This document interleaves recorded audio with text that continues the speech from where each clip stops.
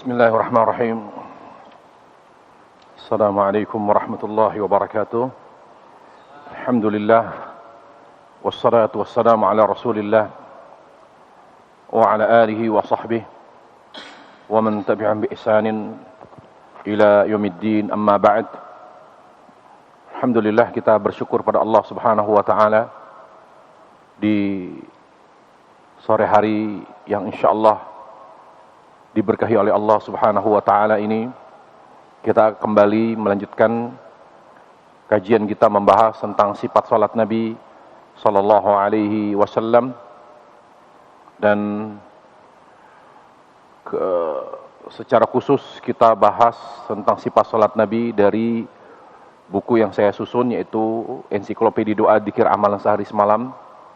Dan kita sekarang membahas tentang hal-hal terkait dengan hukum atau amalan salat duduk di antara dua sujud. Tentang duduk di antara dua sujud, kedudukannya rukun. Jadi kalau ada yang lupa tidak duduk, dia sujud satu kali kemudian berdiri, maka dia harus mengulangi rakaat itu. Karena duduk di antara dua sujud adalah rukun. Sebagaimana hadis Abu Hurairah, di sana disebutkan Nabi alaihissalam, ya, "Tsummarfa hatta tatma'inna jalisa." Kemudian angkat kepalamu dari sujud, kemudian duduk dengan tenang. Demikian pula dalilnya ijma para ulama yang dikutip ijma akan status duduk di antara sujud sebagai rukun, dikutip oleh Ibnu Abdul Bar dalam kitab At-Tamhid. Itu tentang status hukum duduk di antara sujud. Kemudian tentang sunnah-sunnah yang berlaku pada duduk di antara dua sujud.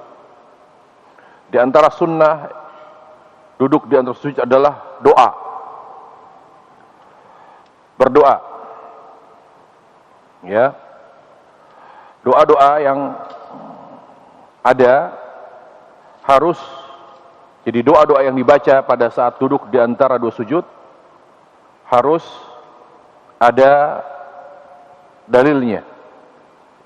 Tidak bisa dikarang, ya, oleh siapapun. Harus bersumber dari dalil, terutama dari hadis Rasulullah sallallahu alaihi wasallam yang sahih. Jadi doa ini, doa di antara dua sujud, duduk di antara dua sujud, harus dari Nabi. Tidak boleh hasil karangan siapapun. Bagaimana hukumnya? Hukum membaca doa atau membaca bacaan di antara dua sujud, duduk di antara sujud, sunnah. Hukumnya sunnah. Kenapa sunnah? Karena Nabi SAW tidak mengajarkan doa itu kepada orang yang buruk sholatnya. Ya, sebagaimana disebutkan dalam hadis Abu Hurairah. Jadi para ulama misalnya mengatakan, Ibnu Daqiq al-Id mengatakan, acuan untuk mengetahui hal-hal wajib dalam salat adalah hadis orang yang buruk salatnya. Nah, pada hadis orang yang buruk salatnya, Nabi tidak mengajarkan orang yang buruk salatnya tersebut untuk membaca bacaan di saat duduk di antara dua sujud. Berarti hukumnya sunnah. Dan ini alasan yang diutarakan oleh Imam Ibnu Qudamah dalam kitab Al-Mughni. Alasan yang disebutkan oleh Imam Ibnu Qudamah dalam kitab Al-Mughni, kata beliau, karena doa doa duduk di antara dua sujud tidak Nabi sebutkan, tidak Nabi ajarkan kepada orang yang buruk sholatnya, maka hukumnya sunnah. Hukumnya sunnah. Jadi tidak perlu tasahud, tidak perlu sujud sahwi. Kalau kita tidak membaca, misalnya kita kosong pikiran kita, hanya duduk, kemudian sujud lagi, bagaimana hukumnya? Sah, tetap lanjutkan dan tidak perlu melakukan sujud sahwi. Doa yang dibaca, bacaan yang dibaca, kalau kita melihat, kalau kita analisa, ternyata doa yang dibaca atau bacaan yang dibaca pada saat duduk di antara sujud itu lebih dominan bacaan yang isinya memohon ampun kepada Allah, memohon ampunan kepada Allah Subhanahu wa taala. Makanya semua bacaan-bacaan yang saya sebutkan di sini selalu ada kata Rabbighfirli atau Allahumma ighfirli. Selebihnya itu pelengkap.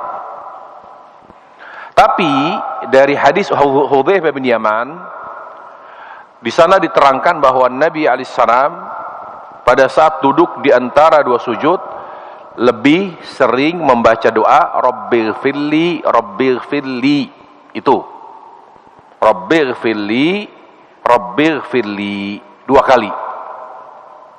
Jadi Nabi itu lebih sering, ya, dan itu didengar oleh Hudzaifah bahwa Nabi alaihissalam ketika duduk di atas sujud lebih sering membaca Rabbighfirli, Rabbighfirli.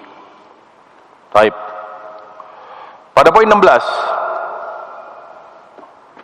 Tadi ada tambahan keterangan saya katakan sini bahwa durasi duduk di antara dua sujud disamakan dengan durasi sujud. Jadi kalau sujudnya lama, maka sunnahnya durasi duduknya juga sama dengan durasi sujud. Lalu bagaimana kalau kita hanya membaca 2 kali? Kan takutnya nggak cukup, karena masih banyak tuh sisa waktu. Maka kalau kita ingin menjalankan sunnah secara serius, maka kita menyesuaikan durasi duduk dengan durasi sujud. Silakan ditambah bacaannya, tidak hanya 2 kali, bahkan lebih dari 2 kali. Rabbighfirli, Rabbighfirli, Rabbighfirli terus, ya. Jadi sunnahnya adalah menyesuaikan durasi sujud, ya. Baik, poin 16, silakan. Siapa yang baca? Antum baca. 16. Kemudian bersujud untuk kedua kalinya dengan mengucapkan takbir. Yang dikerjakan pada sujud yang kedua ini adalah sama dengan yang dikerjakan pada sujud pertama. Abu Hurairah berkata, beliau bertakbir ketika sujud, lalu bertakbir ketika mengangkat kepalanya dari sujud. Selanjutnya, beliau bertakbir ketika sujud, lalu bertakbir lagi ketika mengangkat kepalanya dari sujud. Beliau mengerjakan hal itu pada semua sholat sampai selesai. Baik. Perhatikan para jemaah sekalian tentang takbir. Di sini diterangkan bahwa takbir, ya, pada saat akan sujud kembali. Pada saat akan sujud kembali. Nah, baik. Hadis, ya. Jadi ada 2 hadis tentang takbir dan mengangkat kedua tangan.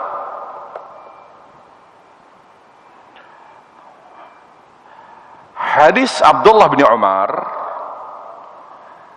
menyebutkan tentang takbir dan mengangkat kedua tangan. Adapun selain hadis Abdullah bin Umar, yaitu hadis yang menyebutkan bahwa Nabi setiap turun dan mengangkat dan menurunkan badannya atau kepalanya atau mengangkat, maka beliau bertakbir fi kulli khafdin wa raf'in. Itu hadis umum. Tapi khusus hadis Abdullah bin Umar, yaitu beliau bertakbir sambil mengangkat tangan.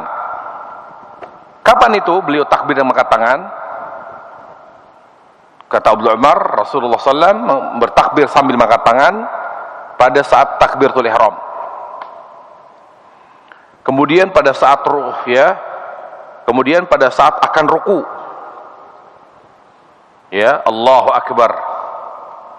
Jadi jangan Allahu Akbar, tapi Allahu Akbar. Diingat itu. Ada beberapa posisi pada salat takbirnya sambil mengangkat kedua tangan. Takbiratul ihram jelas pada saat akan ruku. Kemudian ya bangkit dari ruku tapi kan tidak takbir, tapi samiallahu liman hamidah. Kemudian ketika bangkit dari tasyahud awal. Jadi kalau bangkit dari tasyahud awal jangan Allahu Akbar, tapi Allahu Akbar. Selebihnya berdasarkan hadis sahabat yang lain, jadi Nabi bertakbir ketika beliau mengangkat tangannya atau mengangkat badannya atau kepalanya atau menurunkan. Makanya di sini ya pada poin 16 katakan ya pada poin berapa? 16. Kemudian bersujud untuk kedua kalinya dengan mengucapkan takbir. Kenapa beliau bertakbir Rasulullah SAW? Karena beliau menurunkan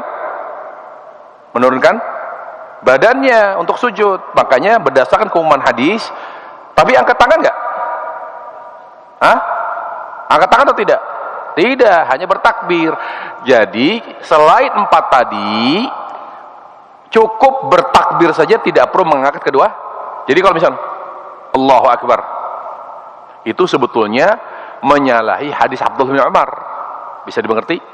Jadi kalau kita misalnya kita lihat ada orang sujud, kemudian bangkit dari sujud untuk duduk dan sujud, Allahu Akbar, berarti menyalahi hadis Abdullah bin Umar. Yang ada mengangkat kedua tangan sambil takbir itu hanya di 4 saja, itu pun 1 pada saat bangkit dari ruku tidak takbir, tapi 4 ini aja, selebihnya hanya takbir. Makanya diterangkan Rasulullah SAW pada saat sujud hanya bertakbir Allahu Akbar, ya. Nah, ya, berdasarkan hadis Abu Hurairah, intinya kaidahnya begitu. Ya, sujudnya bagaimana? Sama dengan sujud pertama. Saya kira nggak perlu jelaskan, ini jelas sekali.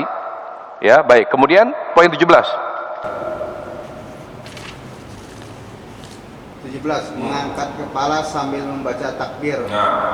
Selanjutnya duduk sejenak yang disebut dengan duduk istirahat. Yang disebut dengan duduk istirahat. Taib. Sekarang kita bahas tentang duduk istirahat.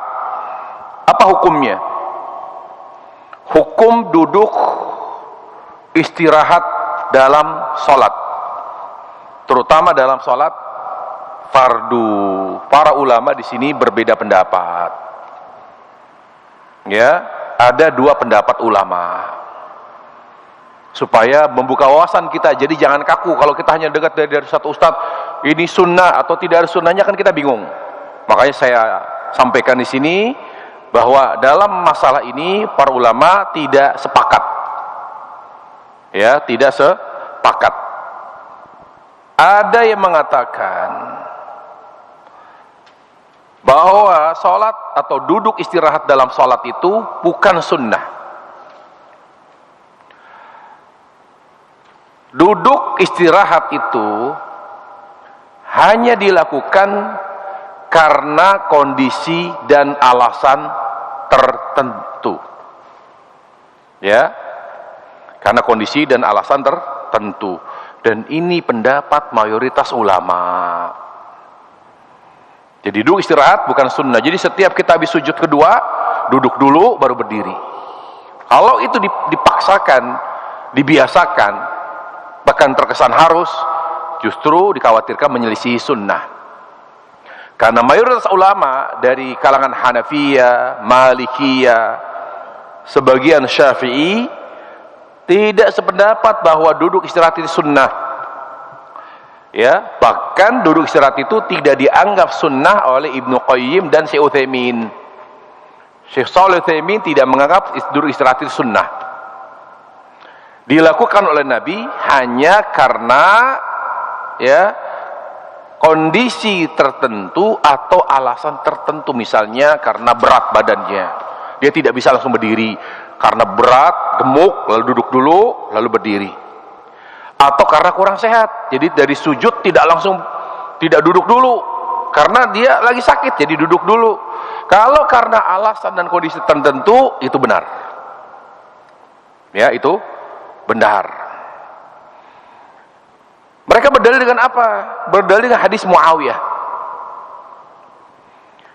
Karena Rasul SAW menjelaskan alasan kenapa beliau duduk istirahat dulu, tidak langsung berdiri. Rasulullah SAW bersabda, "La tubadiruni fir ruku' was sujud, fa inni qad baddantu." Jangan mendahuluiku sebagai imam dalam ruku dan sujud karena badan saya sudah mulai gemuk. Jadi di sini Nabi alaihissalam menjelaskan alasan kenapa beliau duduk istirahat dulu, tidak langsung berdiri dari sujud, tidak langsung berdiri dari sujud, karena beliau sudah mulai badannya sudah mulai gemuk, sudah mulai berat badannya, berat sekali bagi beliau alaihissalam kalau dari sujud langsung berdiri, karena orang gemuk kan berat, makanya duduk dulu baru berdiri. Dari apa yang Nabi sampaikan, bahwa jangan terburu-buru, apalagi mendahuluiku dalam sholat, dalam ruku dan sujud, karena saya sudah mulai gemuk. Maka dijelaskan oleh Ibnu Hajar, berarti Nabi itu melakukan duduk istirahat karena alasan dan kondisi tertentu. Tidak bisa dikatakan sunnah secara mutlak, tidak bisa. Ini pendapat, jadi ini harus jadi wawasan kita. Makanya pelajaran penting apa? Kalau ada suatu masalah fikih, di situ ulama berbeda pendapat dan masing-masing memiliki kekuatan dalil, maka sikap kita saling menghargai, bukan saling menyalahkan. Nah, sekarang kita buka pendapat kedua. Pendapat kedua,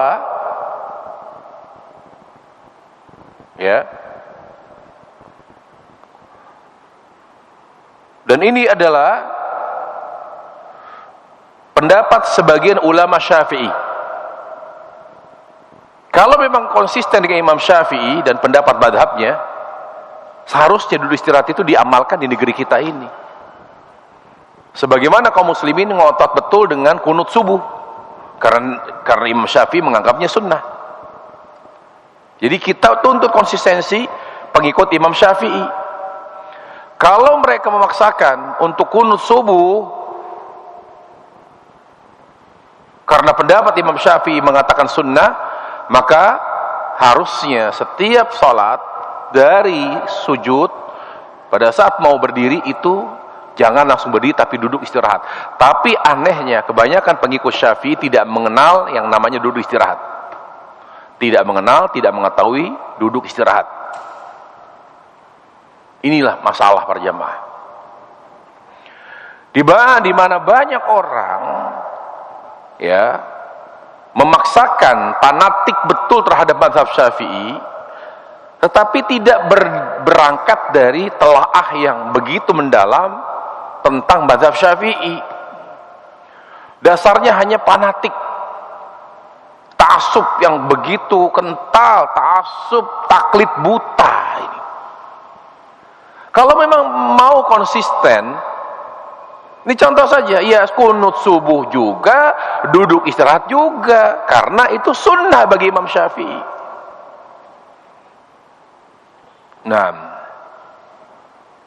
Dan juga pendapat ini dikuatkan oleh Syekh bin Baz, Syekh Albani, dan mayoritas ulama Saudi mengatakan duduk istirahat itu sunnah.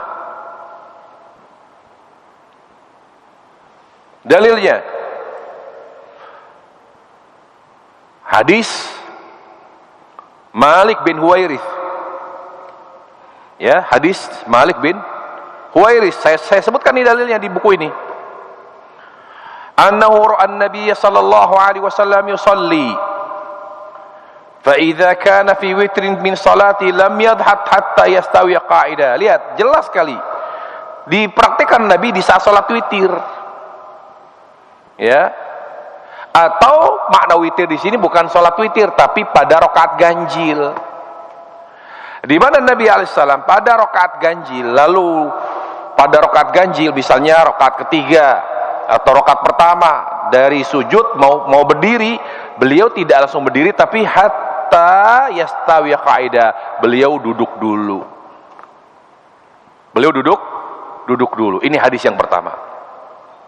Hadis yang kedua atau dalil yang kedua, apa yang Nabi lakukan juga boleh kita ikuti. Dia disebut sunnah karena beliau melakukannya dalam sholat, bukan dalam muamalah, bukan urusan dunia. Kalau dalam sholat itu berarti contoh, karena wilayahnya wilayah ibadah, nggak main-main. Beda kalau beliau misalnya nanam kurma atau beliau berpakaian, itu kita harus cek dulu adakah dalilnya bahwa itu sunnah. Tapi kalau beliau dalam ibadah, apa yang beliau lakukan, maka umatnya harus mengikuti, itu asalnya. Tidak bisa dikatakan sunnah kecuali ada keterangan bahwa itu khusus bagi Nabi karena beliau punya alasan tersendiri. Kalau tidak ada dalil yang mengkhususkan itu hanya untuk Nabi, maka kembali bahwa itu juga berlaku bagi umatnya. Di mana Nabi duduk pada saat beliau dari sujud tidak langsung berdiri, maka umatnya pun berhak untuk mengikutinya. Itu kaidah para jemaah. Apa yang Nabi lakukan dalam sholat, umatnya berhak mengikutinya. Kalau ada ulama yang mengatakan tidak berhak, dia harus pakai dalil yang khusus. Berarti ada dalil khusus yang menerangkan bahwa itu hanya khusus bagi Nabi alaihi salatu wassalam. Ya. Nah, makanya di sini hadis Malik bin Huwairis sangat kuat sekali. Ya, sangat kuat sekali. Ditambah hadis Abi Humaid As-Sa'idi, di mana Nabi alaihissalam juga ketika beliau menerangkan ketika Nabi sallallahu alaihi wasallam duduk, ya, sujud hatta raja. Jadi ketika beliau bangkit dari sujud, beliau duduk dulu, ya. Tapi coba kita baca, silakan antum baca coba hadisnya, kemudian keterangan yang disebutkan di buku ini.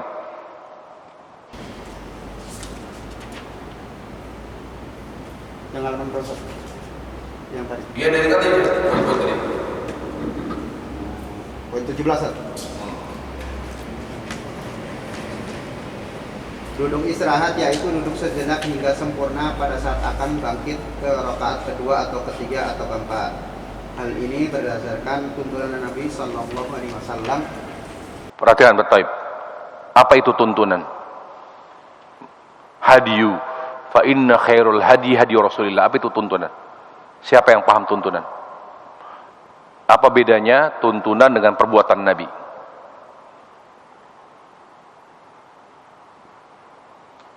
Saya jawab. Apa itu tuntunan Nabi? Karena saya sebutkan di sini, hal ini berdasarkan petuntunan, tapi saya tidak mengatakan hal ini berdasarkan perbuatan Nabi. Tapi tuntunan. Saya jawab, catat ya. Tuntunan itu perbuatan Nabi, ya, yang mengandung unsur ibadah atau dengan dasar ibadah. Tuntunan itu adalah apa yang Nabi lakukan, ya, berdasarkan ibadah, ala asasi taqarrub. Jadi ada unsur mendekatkan diri kepada Allah, itu disebut tuntunan. Sekarang saya tanya, Nabi alaihissalam berambut panjang, tuntunan bukan? Tuntunan bukan Rasulullah SAW berambut panjang? Karena Nabi berambut panjang tidak berdasarkan ibadah. Beliau tidak sedang taqarrub, tidak ada unsur ta'abbud, ya, tidak ada unsur ta'abbud. Jadi tidak semua perbuatan Nabi disebut tuntunan. Perbuatan Nabi yang disebut tuntunan adalah yang mengandung unsur ibadah, di mana Nabi melakukannya dengan dasar ibadah kepada Allah Subhanahu wa taala. Makanya saya sebut sini tuntunan, ya. Taib. Kemudian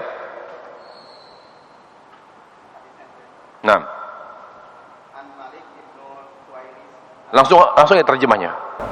Dari Malik bin Al-Huwairis bahwasanya ia pernah melihat Nabi Sallallahu Alaihi Wasallam sedang menunaikan sholat, dan pada saat bangkit ke rakaat ganjil, beliau duduk sejenak dengan sempurna sebelum berdiri. Duduk sejenak berarti duduk istirahat sejenak. Ya. Kemudian keterangannya, Duduk istirahat ketika bangkit ke rakaat kedua atau ke rakaat keempat merupakan amalan sunnah. berarti saya cenderung kepada sunnah. Saya menguatkan pendapat ya Imam Syafi'i dan ulama Syafi'iyah dan ulama-ulama yang mengatakan bahwa duduk istirahat adalah sunnah. Saya cenderung pada itu. Kemudian dia menguatkan duduk istirahat sebagai amalan sunnah adalah Imam As-Syaukani, Lajnah Daimah, Syekh bin Baz dan Syekh Al-Albani. Namun amalan tersebut tidak dilakukan oleh makmum. Kenapa tidak dilakukan oleh makmum? Kenapa tidak dilakukan oleh makmum? Kenapa duduk istirahat tidak perlu dilakukan oleh makmum? Nah, karena kewajiban dia mengikuti imam. Kecuali imam duduk istirahat, maka makmum pun mengikuti. Tapi kalau imam tidak, maka makmum juga tidak. Kalau kita sholat sendiri, silahkan, gitu ya. Jadi ketika kita sholat berjamaah, perhatikan imam. Kalau imam melakukan duduk istirahat, kita ikut.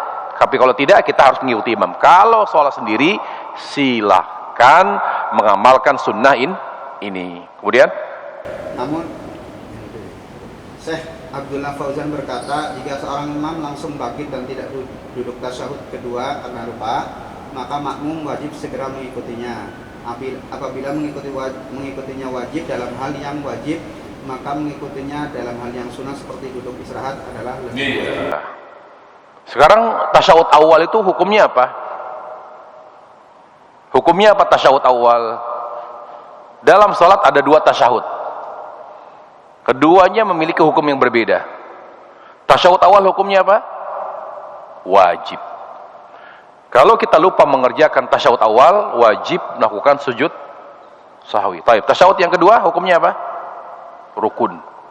Jadi kalau ada orang di rakaat terakhir tidak tasyahud, langsung salam, wajib mengulangi rakaat itu. Ingat, tasyahud awal hukumnya wajib. Karena disebutkan dalam hadis musii'us shalah. Adapun tasyahud kedua atau akhir hukumnya rukun. Makanya doa itu hanya berlaku di tasyahud akhir. Tasyahud dengan salawat beda ya. Tasyahud dengan salawat pada Nabi itu beda. Makanya di rakaat kedua kita tidak perlu membaca sampai indaka hamidum majid. Sampai asyhadu an la ilaha illallah asyhadu anna muhammadan abduhu wa rasuluh. Udah berdiri. Bedakan antara tasyahud dengan bersalawat pada Nabi alaihi salam. Bisa dimengerti? Kalau kita baca salawat boleh atau tidak langsung sampai indaka hamidum majid dilanjutkan baru kita berdiri di rakaat kedua, boleh. Tapi yang sering Nabi lakukan pada tasyahud awal hanya membaca tasyahud, tidak membaca salawat. Karena, nah ini dia.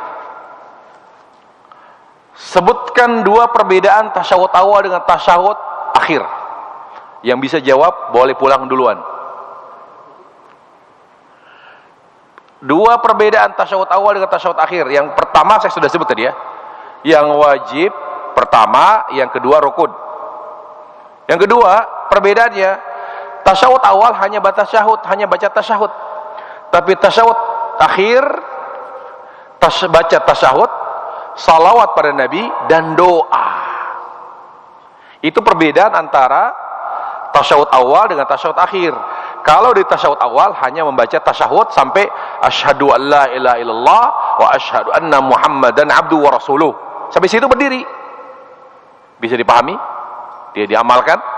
Kalau paham diamalkan. Kalau di tasyahud akhir jangan.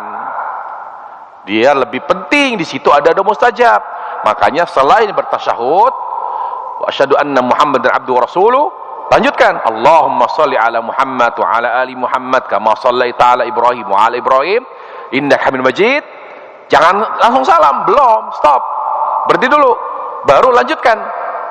Ya, Allahumma inni a'udzubika adzab jahannam wa min adzabil qabr wa min fitnatil mahya wal mamat wa min syarri fitnatil masiihid dajjal. Allahumma inni dhalamtu nafsi faghfir li fa innahu la yaghfiru dzunuba illa anta. Allahumma ighfir li ma qaddamtu wa ma akhartu wa ma asrartu wa ma, itu terus doa-doa yang Nabi ajarkan di tasyahud akhir sebelum salam. Makanya para jamaah, mengapa banyak kaum muslimin yang berdoa setelah sholat fardu sambil mengangkat tangan?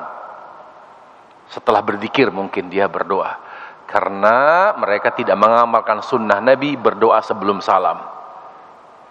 Kalau kita sudah mengamalkan sunnah ini, dan itu mustajab dibanding setelah salam. Berdasarkan hadis Ibnu Mas'ud, ketika Nabi ditanya, ya Rasulullah, ayu du'ai asma', ya wahai Rasulullah, kapan doa itu mustajab? Kata Nabi, fi duburi shalawatil maktubah, ya, di akhir sholat fardu. Di akhir sholat fardu, yaitu sebelum di akhir sholat sebelum salam. Jadi doa mustajab itu bukan setelah sholat, setelah salam, setelah dzikir, bukan. Bukan. Makanya para jamaah sekalian, Umar Khattab tuh ngajarin kita, dalam doa itu jangan hanya minta, tapi cari apa yang Allah cintai. Kita kan kalau doa, apa yang kita minta, bukan apa yang Allah cintai. Kata Umar, kalau kamu menemukan apa yang kamu cintai, kalau kamu melakukan apa yang kamu cintai, apa yang Allah cintai, pasti Allah akan kasih lebih apa yang kita minta. Walaupun kita misalnya doa, ya Allah, ampuni dosaku. Karena kita memintanya di waktu yang Allah cintai, di tempat yang Allah cintai, dengan cara yang Allah cintai, Allah ternyata tidak hanya ngasih ampunan, bahkan ngasih lebih. Karena kita kurang memahami doa itu lebih kepada apa? Doa itu amalan untuk meminta kepada Allah. Padahal kata Umar Khattab, doa itu amalan untuk meraih ridho Allah. Jadi yang kita cari bukan apa yang kita minta, apa yang kita butuhkan, tapi apa yang dicintai Allah. Karena apabila Allah sudah mencintai kita, Allah beri apa yang kita minta lebih dari apa yang kita minta. Itu pemahamannya para jamaah sekalian yang dimuliakan Allah Subhanahu wa taala. Jadi kesimpulannya, duduk istirahat adalah sunnah. Kalau imam duduk istirahat, ikuti. Kalau tidak, kita tidak paksakan sebagai makmum untuk duduk istirahat sendiri. Kalau kita ingin mengamalkan sunnah ini, silakan. Ketika kita sholat sendiri, ya, ketika sholat sendiri, baik itu sholat fardu kalau ketinggalan, masbuk misalnya, atau di rumah karena kesiangan, atau sholat sunnah, silakan diamalkan dan hidupkan sunnah ini. Wallahu a'lam bishawab. Ya, kemudian poin 18. Silakan antum baca 18. Bangkit dari sujud dengan bersandar ke tanah dan bertumpu pada kedua telapak tangan seraya membaca takbir, untuk berdiri pada rakaat yang kedua seraya mengangkat kedua tangan sejajar dengan kedua pundak atau kedua telinga. Seraya mengangkat kedua tangan, berarti sama dengan takbir begini, pundak atau telinga. Baik, kemudian penjelasannya. Cara bangkit dari sujud seperti itu adalah sunnah berdasarkan hadis Malik bin Huwairis. Beliau berkata, jika mengangkat kepalanya dari sujud kedua, maka beliau duduk sejenak, kemudian bangkit dengan bertumpu pada kedua tangannya. Jadi Sunnahnya bangkit dari sujud, ya, bukan tanpa bersandar, justru bersandar dengan tangan. Ya, kemudian bertakbir Allahu Akbar, lalu tangannya sejajar dengan telinga atau sejajar dengan pundak. Kemudian ini adalah pendapat sebagian ulama salaf dan dikuatkan oleh Syekh Al-Albani. Beliau ketika bangkit dari sujud menggenggam tangannya seperti orang yang menggenggam adonan tepung, yaitu bertumpu pada kedua tangannya jika beliau berdiri. Nah, ini tambahan keterangan riwayat, ya, riwayat dari sahabat, ya, riwayat tambahan dari sahabat Rasulullah SAW, yaitu di mana Nabi ketika beliau bangkit dari sujud, keterangan umumnya begini, tapi ada keterangan tambahan yaitu begini, seperti mengadon, ya, seperti orang yang menggenggam adonan tepung begini. Jadi Nabi begini kalau bangkit dari sujud, ya, tidak begini tapi begini. Itu Nabi lakukan. Kemudian Al-Arzub bin Qais berkata, aku pernah melihat Ibnu Umar menggenggam tangannya ketika bangkit dari sujud. Terus ketika bangkit dari sujud, lalu beliau ditanya, ini amalan apa? Maka beliau menjawab, aku pernah melihat Rasulullah SAW melakukannya. yaitu beliau ketika bangkit dari sujud begini tangannya. Amalkan ini, ikhwatal iman. Kalau ini jadi fitnah gak usah begini. Tapi kalau itu sudah dianggap biasa, sudah familiar bagi masyarakat begini. Ini sunnah. Bukan karena lebih kuat, bukan karena kita nyamannya begini, bukan. Ini karena sunnah. Kemudian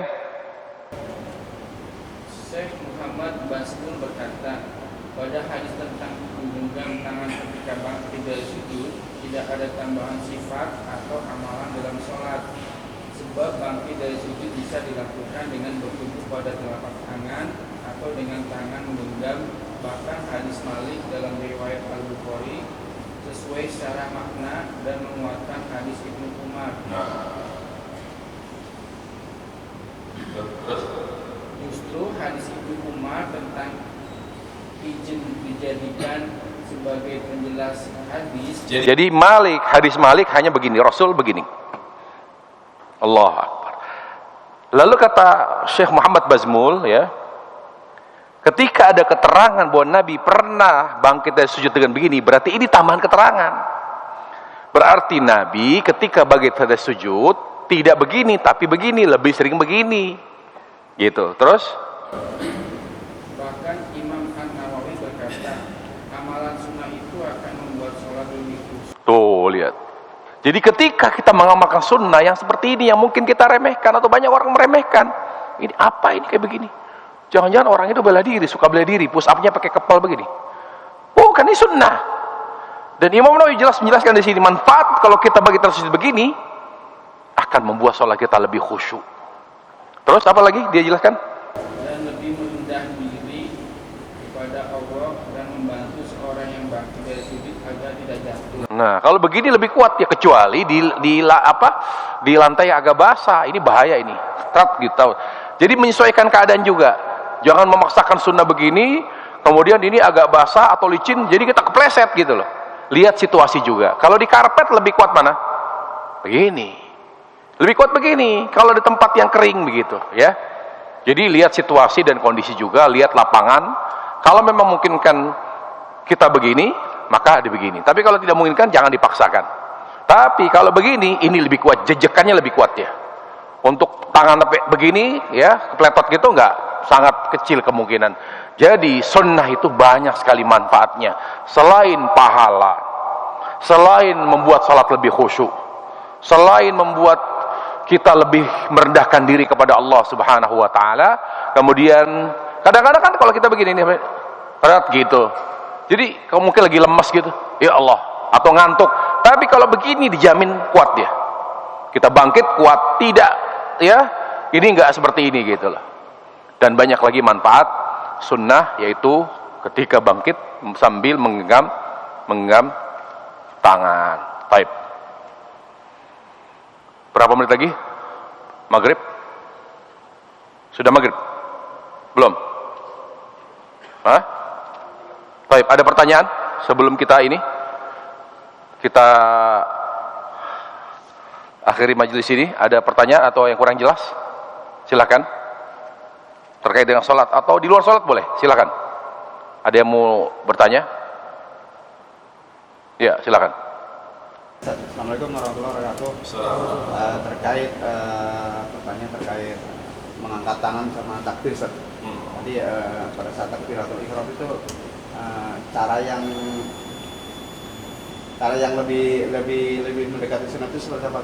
Apakah memang tadi disebutkan sejajar pundak atau ketika mengangkatnya kadang-kadang ada yang mengangkatnya cuma segini bahkan sama ujung jarinya cuma menghadap ke depan itu tetap dianggap takbiratul ihram misalnya.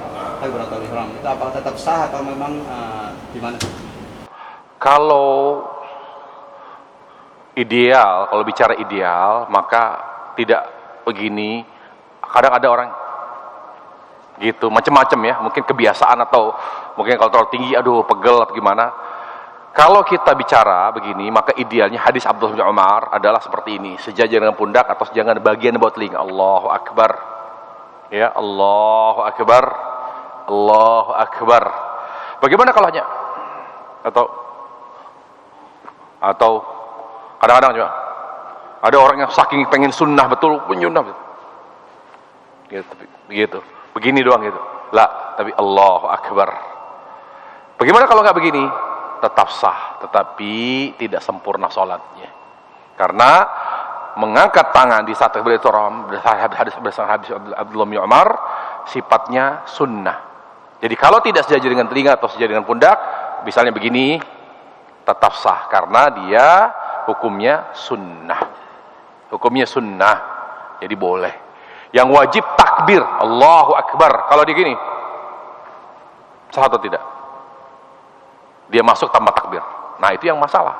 Tapi kalau Allahu Akbar, tapi gini, ya, maka sah karena itu sifatnya hanya sunnah. Tetapi walaupun sunnah jangan diremehkan. Wallahu taala alam. Allah taala alam wa sallallahu wasallam wa barak ala Muhammad wa ala alihi wa sahbihi wasallam. Subhanakallah bihamdika asyhadu an la ilaha illa anta astaghfiruka wa atubu ilaik. Assalamualaikum warahmatullahi wabarakatuh.